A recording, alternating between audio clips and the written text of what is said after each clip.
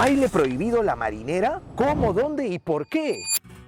Antes que Ramón Ayala se hiciera mega conocido, era un adolescente muy pobre, de un barrio muy pobre de Puerto Rico, país donde se escuchaba un tipo de música prohibida por el gobierno, la policía, los religiosos, pero sobre todo escandalizaba a la clase media y alta. Ramón fue uno de los pioneros de esa música y también fue perseguido por cantar en callejones, losas deportivas y bares clandestinos, hasta que se convirtió en Daddy Yankee y logró hacerse famoso en el mundo entero por su famosa gasolina. Sí, estamos hablando del reggaetón, pero ¿qué tiene que ver con la marinera? Tranquilos, vamos a descubrirlo. Quizás no recuerden, o puede ser que no sabían, que el reggaetón fue censurado en su época inicial. Decían que promovía todo lo malo: libertinaje, misoginia, es decir, odio, abuso, maltrato hacia las mujeres, y que fomentaba el crimen organizado. A tal punto que la policía en Puerto Rico decomisaba los discos con esta música. Y ni hablar de la forma de bailar este ritmo, es decir, del perreo. Mira, cuando nace el perreo, la verdad, fue un escándalo. Era un tema muy tabú, muy sexualizado. Nace como el cortejo de los canes, realmente, ¿no?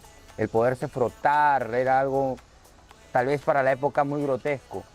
Mira, ya que me estás comentando de esta similitud entre el baile del perreo, que apela a los perros, o a ese cortejo entre esos animales, la marinera antiguamente, antes que se llame marinera, también apelaban a este cortejo del gallo y la gallina. Así surgió el tondero, la marinera, y antiguamente la nobleza, la clase media alta de esa época era, pues, olvídate, un escándalo, ¿no? Sobre todo la religión. La religión para ellos era censura total este tipo de bailes. Mira, el reggaetón nace de entre la música afro y el hip hop, ¿no? En ese entonces todo lo que se vivía en Puerto Rico, la calle, las armas, las mujeres, todo eso era lo que intentaban plasmar en sus letras. Es por eso que en el gobierno, la policía, las personas conservadoras estaban en contra en ese momento de todos los reggaetoneros. Era algo tabú, algo que no lo querían realmente. Y de verdad, los reggaetoneros estaban siendo perseguidos realmente, así como una cacería de brujas. Y ahora sí, pásame el cajón. ¡Epa! En la época colonial, las clases sociales eran bien marcadas, desde los esclavos hasta la nobleza. Pero por supuesto había una insatisfacción social por cómo la corona española manejaba su sistema político y los abusos que cometía. En ese contexto, varias expresiones artísticas como la danza de las tijeras se desarrollaban clandestinamente. El tondero fue otro, que llegó a nuestro país a través de esclavos en el norte del Perú. Como este, otros bailes nacieron por imitaciones de las danzas españolas de salón. Francisco, cuéntame, ¿el tondero y otros bailes son considerados antecedentes de la marinera? Sí, hay varias teorías que explican más o menos el origen de la marinera, pero en realidad el mundo cultural en la época colonial, basado fundamentalmente en el control que la monarquía podría imponer, además hay que tomar en cuenta que hay un aspecto religioso que es fundamental. Entonces las manifestaciones culturales populares en realidad han tenido muy poca capacidad de resistencia en el tiempo como para poder ser estudiadas acerca de los orígenes, ¿no? Entonces los orígenes siempre son muy difusos.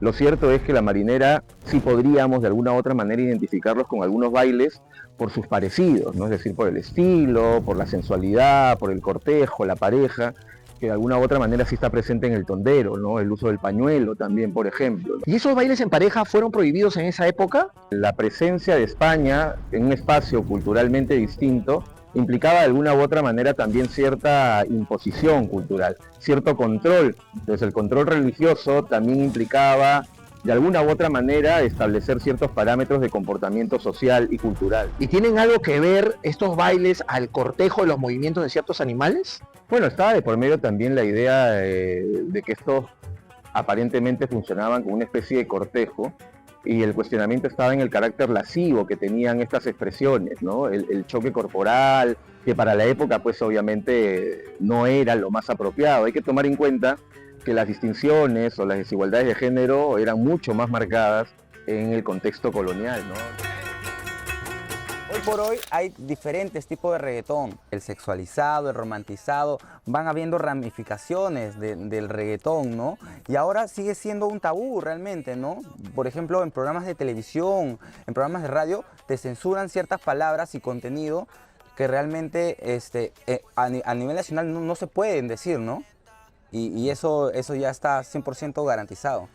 A ver, no podemos comparar a este ritmo que ha invadido agresivamente las fiestas, discotecas y redes sociales y que su baile se asimila a los perros en pleno movimiento con nuestro baile nacional, con su emblemática elegancia del chalán y por supuesto ese bonito coqueteo de la mujer peruana. No podemos comparar, señores, pero estamos viendo la realidad. La historia, con sus diferentes épocas, trae consigo diferentes expresiones y esto tiende a repetirse.